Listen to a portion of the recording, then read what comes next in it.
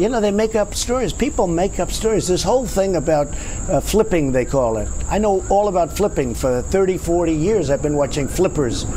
Everything's wonderful, and then they get 10 years in jail, and they flip on whoever the next highest one is, or as high as you can go. It almost ought to be outlawed. It's not fair, because if somebody's going to spend 5 years like Michael Cohen, or 10 years or 15 years in jail because of a taxi cab industry, because he defrauded some bank, the last two were the tiny ones. You know, campaign violations are considered not a big deal, frankly.